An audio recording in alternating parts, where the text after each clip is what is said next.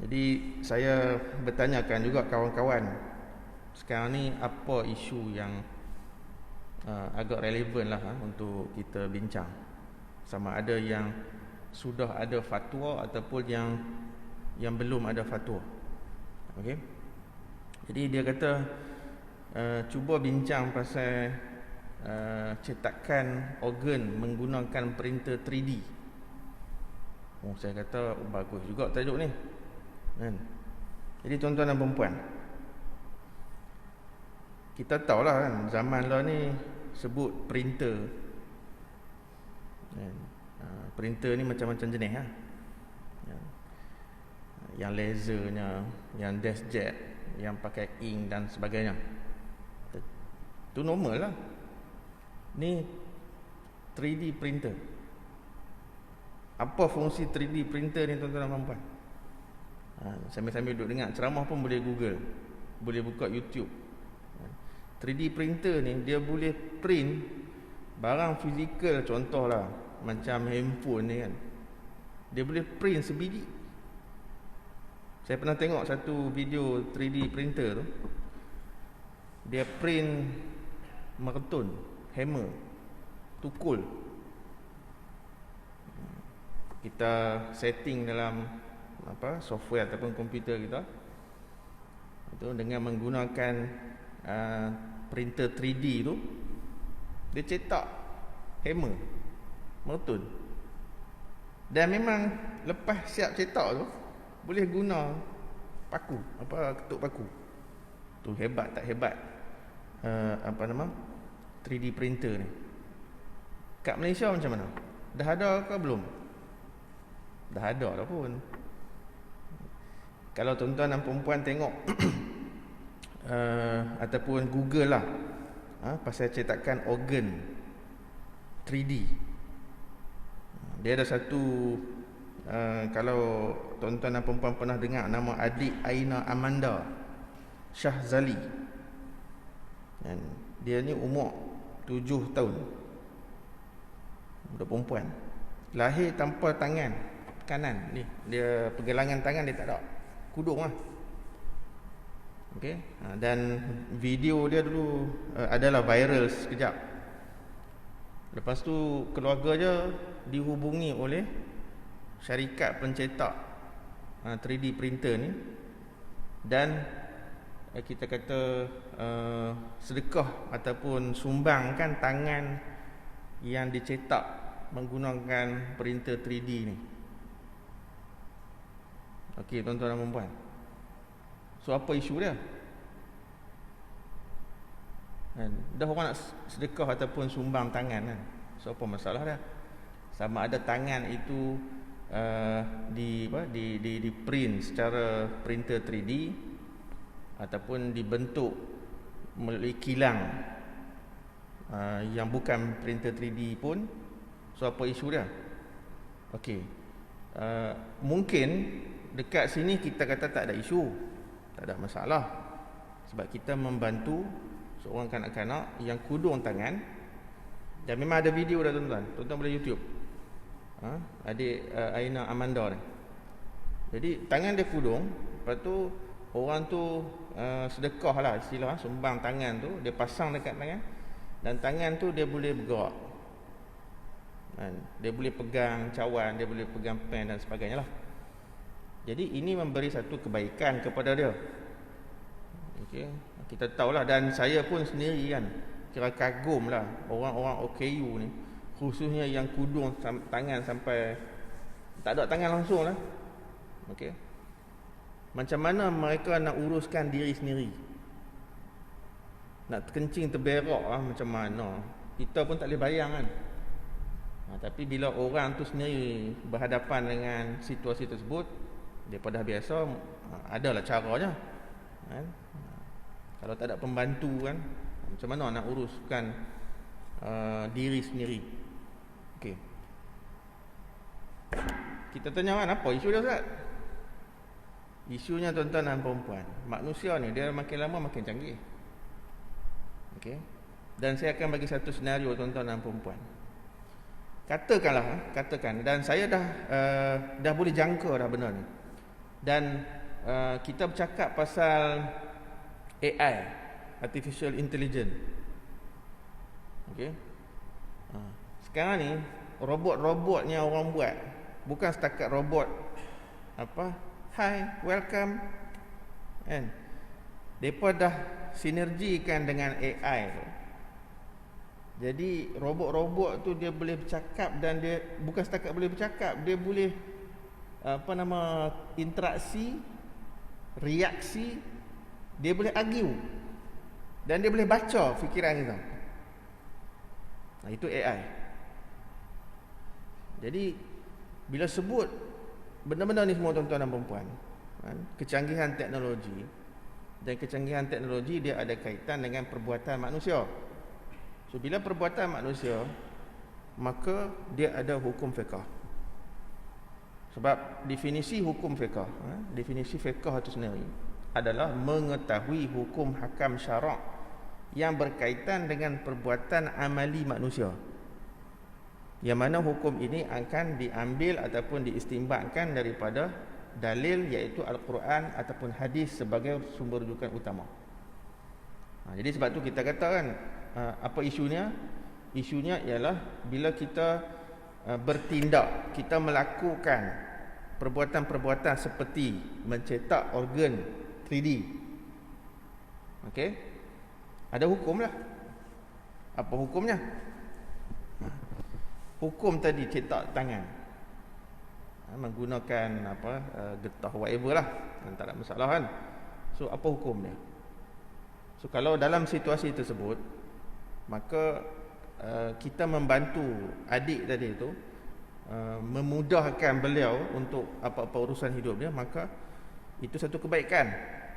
Walaupun tidak ada dalil direct daripada Quran, diharuskan kepada kamu mencetak tangan 3D, memanglah tak ada dalil tu. Tetapi secara umumnya, sebabkan dia memberi manfaat kepada kanak-kanak ataupun sesiapa saja, maka ia diharuskan. Tapi tuan-tuan dan puan-puan, manusia, okey, dia akan jadi, kan, dia buat apa? Dia cetak zakar, dia cetak faras. Tuan-tuan ada company lah, contohnya, ada company datang klien, cik, saya nak tempah buat tangan, cik ada printer 3D kan, saya ataupun keluarga anak saya tangan kudung, boleh tak?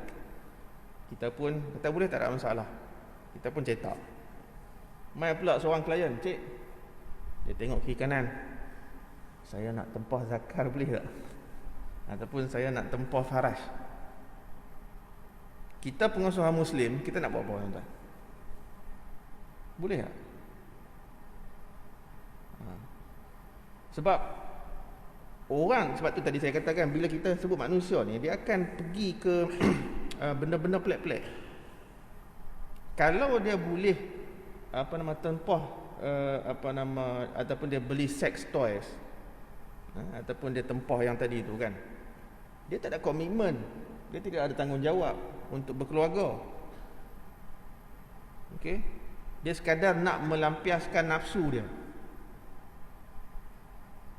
Okey, dalam isu tersebut, tuan-tuan dan puan, kita nak kata haram secara mutlak pun, bila fikir-fikir balik, macam tak boleh.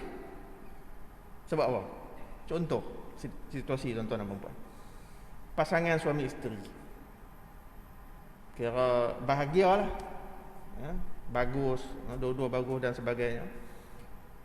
Tiba-tiba dah ada cerita aksiden. Aksiden, pasangan masih muda, aksiden tapi selamat lah. Cuma fungsi seksual, sama ada sebelah lelaki, suami ataupun isteri, tak berfungsi. Okey, tak payah duk cakap lah, tuan-tuan, bab seksual ni, sebab dia adalah keperluan manusia. Okey, manusia yang normal dan yang tak normal, dia perlu benda tu. Sebab tu ada pernah itu ada sekali kan, kahwin dengan seorang OKU, di mana perempuan tersebut menyatakan bahawa dia rasa kesian, dia rasa nak bantu, kahwinlah. Bila kahwin, tak lama lepas tu dengar cerai. Dan hak yang bekas suami dia tu pun dah meninggal dunia dah. Sebab apa tuan-tuan? Isu ni lah antaranya, bukan itu satu-satunya faktor, tapi antara faktor yang menyebabkan berlaku perceraian tersebut adalah isu seksual. Sebab suami dia tak mampu nak bagi ni. Okey, jadi kalau dalam situasi itu tuan-tuan dan puan-puan, katalah pasangan tersebut kontak Jabatan Mufti Selangor, tanya Datuk Mufti, apa hukum kami menempah sama ada yang tadilah secara cetakan 3D, printer 3D ni, ataupun beli sex toy dan sebagainya, apa hukum? Jadi adakah kita nak membiarkan pasangan itu bercerai disebabkan isu ini sahaja, sedangkan ia dah berubat dah, tapi dah nak buat macam mana kan, tak boleh nak kata apa, tak berfungsi. Okey, tapi boleh kita panggil melalui alat itulah. Sebab tu tadi katakan, nak kata tak boleh ataupun haram secara mutlak pun tak boleh juga. Dan kita nak kata boleh, ini bukan zina. Sebab definisi zina tuan-tuan dan perempuan ialah memasukkan zakar dalam faras, zakar lelaki ke faras perempuan yang mustahan tabaan, yang kita kata yang pada uruf normal manusia nak benda tu. Ada ke yang tak normal? Contoh macam menyetubuhi mayat. Okey, menyetubuhi objek, itu tak normal. Tapi kalau definisi zina, apabila berlaku kemasukan zakat ke dalam faras, maka yang bukan mahram lah, yang bukan suami isteri lah, maka itulah zina. Dia pun belajar fiqh juga. Dia kata, ini definisi zina noh. Maksudnya kena berlaku, maksudnya tuan-tuan dan perempuan, kena berlaku antara manusia dengan manusia lah, lelaki dengan perempuan. Dia pun belajar fiqh. Dia kata, okey, kalau macam tu, aku boleh sex toys kan, aku tempah zakar ataupun faras 3D kan. So bila aku melampiaskan nafsu ke yang cetakan 3D ni, berlaku zina. Sebab dia berhujah kan, ini bukan manusia. Dia pun pandai. Memang betul bukan zina tuan-tuan dan perempuan, memang betul. Tetapi perbuatan itu istilahnya haram lah, sebab dia akan membawa kepada kemudaratan diri pelaku, dan juga dia akan menggugat institusi keluarga, dan juga akan menggugat maqasid syariah. Sebab secara tabiatnya Allah Subhanahu Wa Taala benarkan perkahwinan itu tujuannya ialah untuk istilah membiakkan ataupun melahirkan generasi demi generasi. Itu objektif perkahwinan. Sebab bila zina ataupun kahwin kontrak yang disebut mut'ah, maqasid ataupun objektif itu takkan tercapai. Sebab apa? Zina dia touch and go. Kahwin mut'ah pun lebih kurang, dia touch and go. Macam berlaku saya Dr. Azizi mengaji kat Mesir kan. Orang Arab Mesir ni, depa ramai yang istilah belajar di luar negara kan. UK-nya di belah barat, US dan sebagainya. So bila pergi belajar sana, depa kahwin dengan orang sana. Okey, ini dilaporkan dalam akhbar-akhbar masa saya mengaji kat Mesir dulu.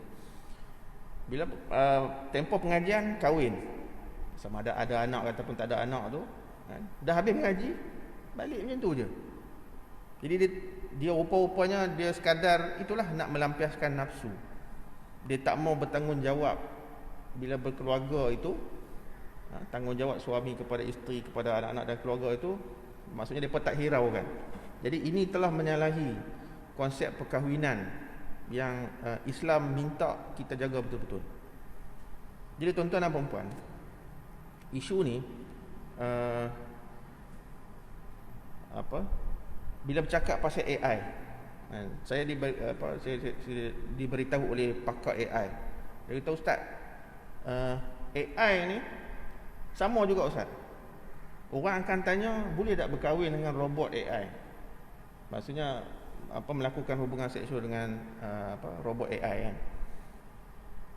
Dia nak kahwin tak ada duit. Dah lah. Tapi nasib baiklah Malaysia ni dia tak macam negara Arab. Negara Arab ni kalau hang nak kahwin, kalau hang tak ada rumah, hang tak ada kereta, yang boleh bagi dekat bakal isteri tu, makna kata hang tak boleh kahwin lah. Yang mana jumlah keseluruhan tu boleh mencecah ratusan ribu lah. Sebab tu tengok Arab, contohnya Arab Mesir kan, kahwin tu sedikit umur lanjut, mungkin dah 20-an lebih, dekat 30-an ataupun lebih. Sebab apa? Nak kena kumpul duit tu. Dia kata kalau daripada aku habis duit ratus ribu, baik aku beli robot kan. Robot aku minta company tu integrasikan dengan AI, so robot tu boleh bercakap. Robot tu bolehlah layan aku, tanya abang nak minum. Abang baru balik kuliah subuh, seronok nak dengar ceramah Ustaz Irwan. Dia boleh bercakap macam tu kan, dia boleh fikir. Jadi kita tak ada komitmen kan. Kalau gamak-gamak tak mau dengar dia boleh tak, kita off dia. Jadi benda tu rupanya memang dah orang ke arah tu. Jadi tugas mufti, para ulama kita nak kena menjawab lah, boleh tak ataupun tidak. Sebab tu tadi kita katakan yang ni biar tugas mufti lah jawab, bukan saya yang bagi fatwa kan. Sebab benda ni dia isu besar juga. Kita beli kereta X70, duduk seronok, hai Proton, close the window. Itu istilahnya dah bukanlah fully AI lagi, tetapi ke arah tu lah. Dia boleh faham kita, sebab dia dah disetting kan dalam sistem tu. Kita boleh bagi command, order dekat dia, buka pintu, buka tingkap, turun tingkap, on radio dan sebagainya. Saya masih ingat tuan-tuan dan puan, saya mengaji ataupun saya belajar di Azhar tu tahun 92-96. Dah 30 tahun lebih lah, lebih kurang kan. Kami buat satu convention pelajar. Okey, convention pelajar. Ada seorang kawan saya ni, dia nak buat kelainan. Dia kata jom kita buat gimmick kan? Dia buat robot. Jangan kata budak Azhar ni tak erti ya. Dia buat robot. Robot yang boleh bercakap. Tu tahun 90-an lah. Tapi bukanlah robot yang macam AI dah. Tapi at least bila kita sampai tu, Assalamualaikum, ahlan wa sahlan. Budak Azhar boleh buat kan. Jadi sebenarnya benda kita kata benda tu puluhan tahun kita pernah tengok filem ataupun drama bersiri Knight Rider kan. Ingat kan, kereta bercakap warna hitam tu kan. Itu zaman saya kecil-kecil tu. Itu 30-40 tahun lepas tu. Law ni lagi canggih, lagi canggih manggil. Saya dihubungi oleh seorang pelajar, tuan-tuan dan puan, pelajar UM, pelajar master. Dia kata, doktor, saya tengah buat master, saya nak interview doktor lah sebagai seorang pakar rujuk bidang syariah. Saya kata boleh je, tak ada masalah. Tajuk apa?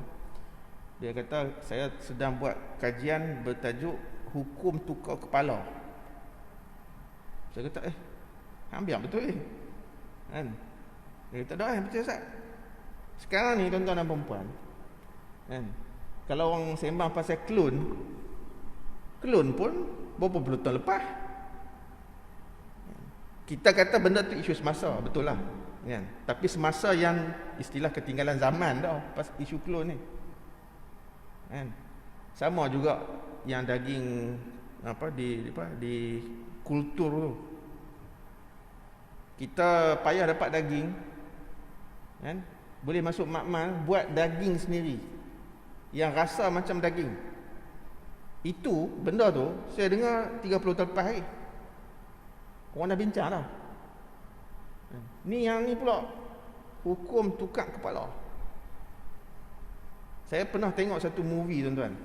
Ni cerita orang putih lah.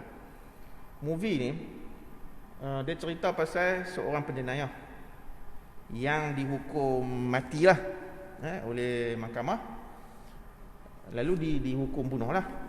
Tapi mahkamah kira istilah ni cerita lah, bukan kata film betul lah.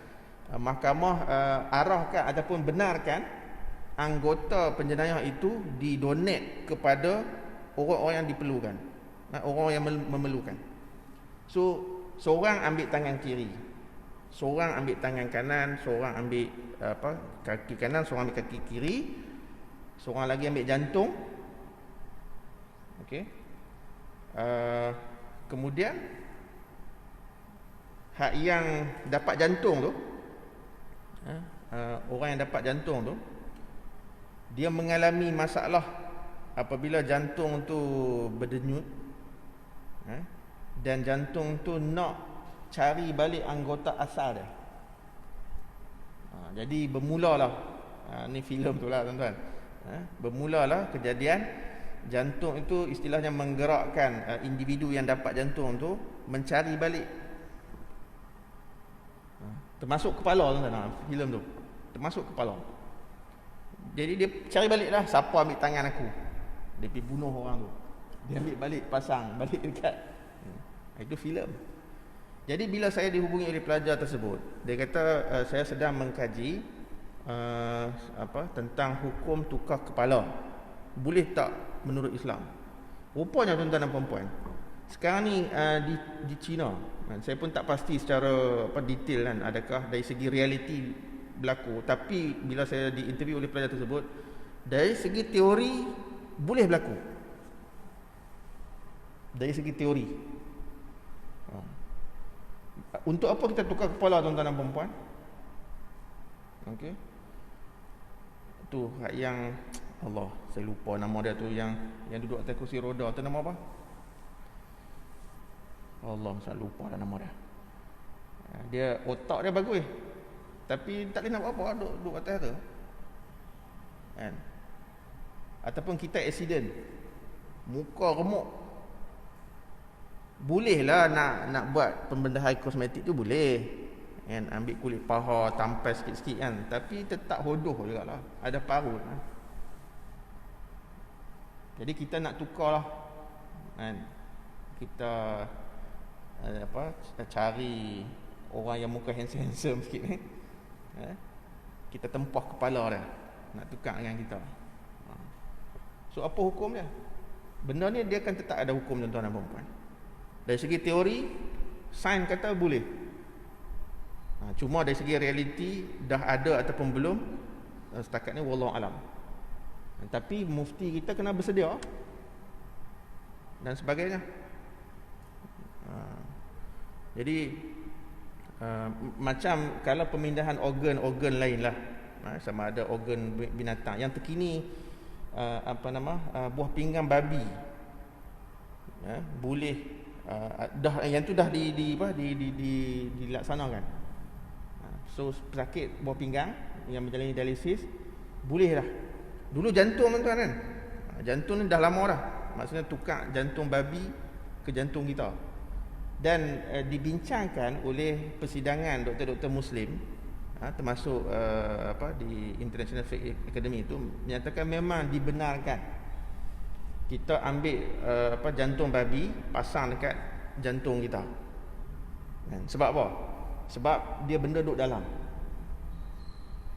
Najis tak? Najis. Dah lah najis mughallazah lagi. Tapi bila untuk tujuan perubatan dan benda tu duduk kat dalam, maka dari segi hukum fiqh diharuskan dan dibenarkan. Isu kita mau tak mau itu isu kita.